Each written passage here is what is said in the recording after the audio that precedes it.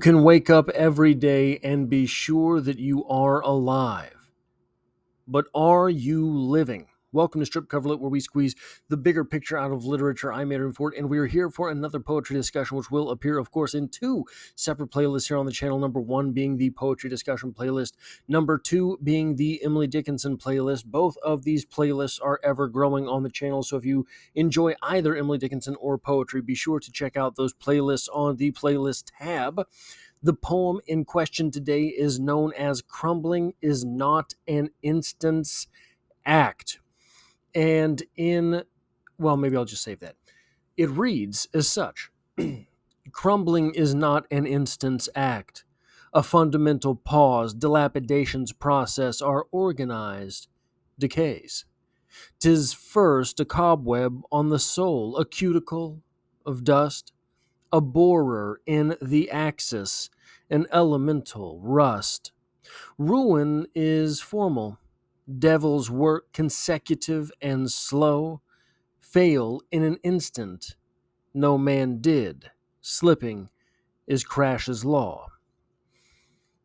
So, just to sort of start at the end here, because it is such an interesting phrase, I searched high and low for if there is something, because obviously phonetically we understand what is going on here, but the spelling and the law implication made me wonder if there was something there, some physical law that I just didn't know about, if there was some sort of psychological, theoretical, hypothetical law in some discipline. I could not find anything. So I think what is going on there is Emily Dickinson pointing to a crash, right?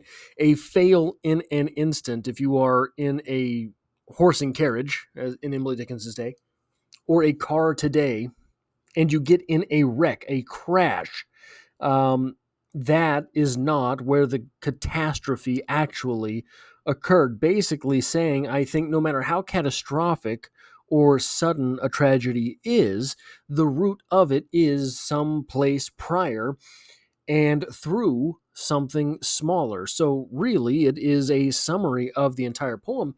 And in perhaps the most Emily Dickinson fashion,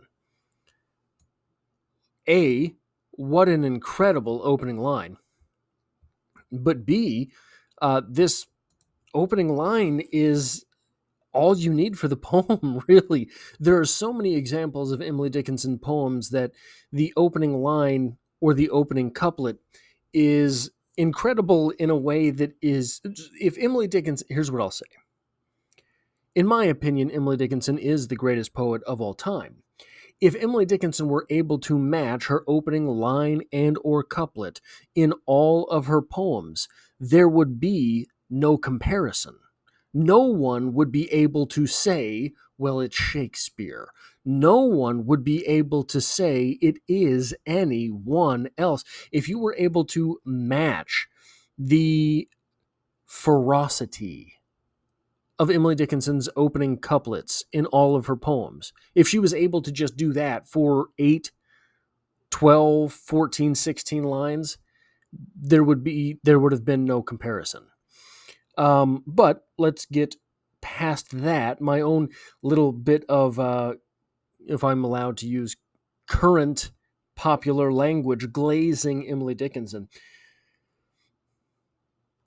There's a saying that Rome wasn't built in a day. And it's an old saying, right? Everyone knows that one.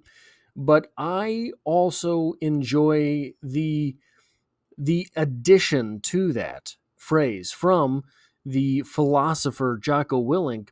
Rome wasn't built in a day, neither did it crumble overnight. So this is what this poem really is about, that this poem is a reminder. I think really this poem is perhaps a call to be cognizant in the moment more than anything else. It is half principle, half warning, right?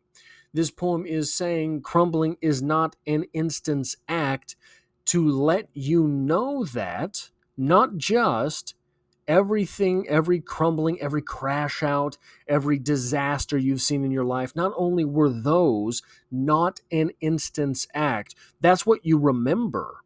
But that was not how whatever that was got there. That was not how the guy at work flipped out on your boss and walked out after flipping him the bird and cursing at everyone.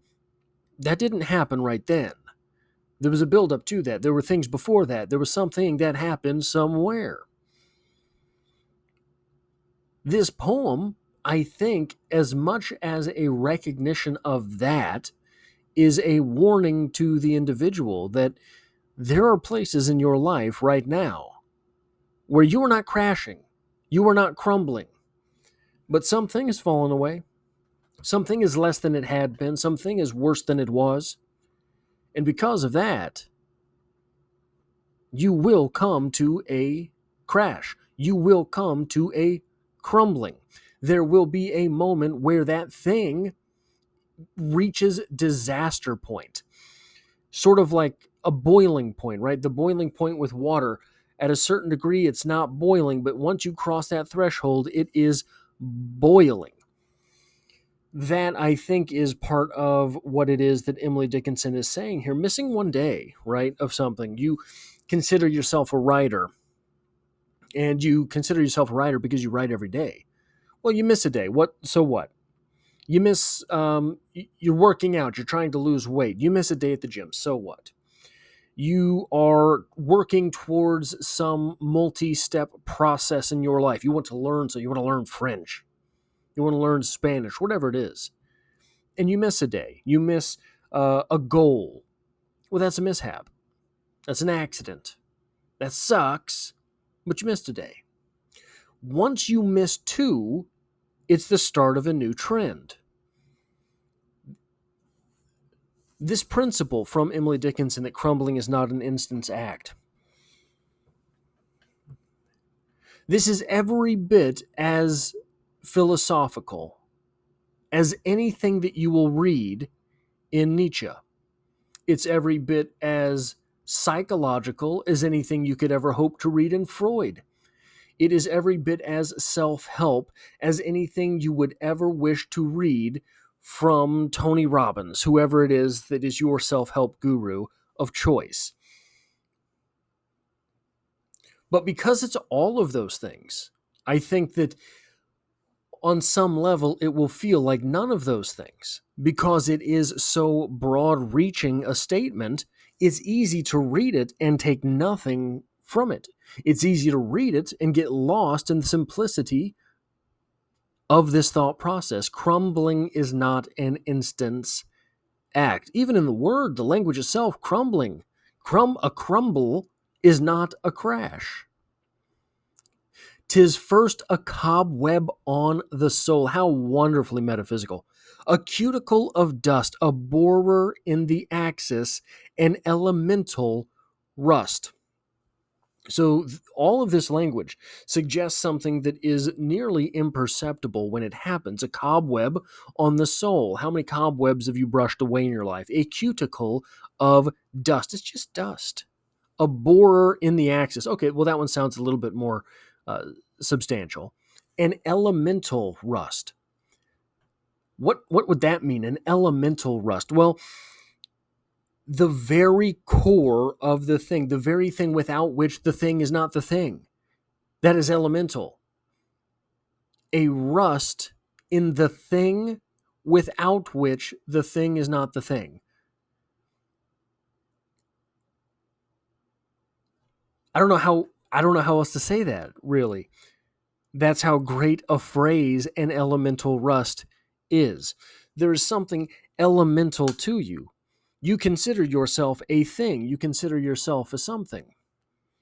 Maybe it's a writer, maybe it's a scholar, maybe it's an athlete, whatever it is. There is something, at least a thing, which you consider yourself to be. And that is elemental to you. Maybe. So it's easy to sort of wipe this away with something like considering yourself a writer. Maybe it's something more important. Maybe you're a mother. Maybe you're a father. That is elemental to you. You cannot change that thing. But one day, well, maybe I don't ask my kid how school went.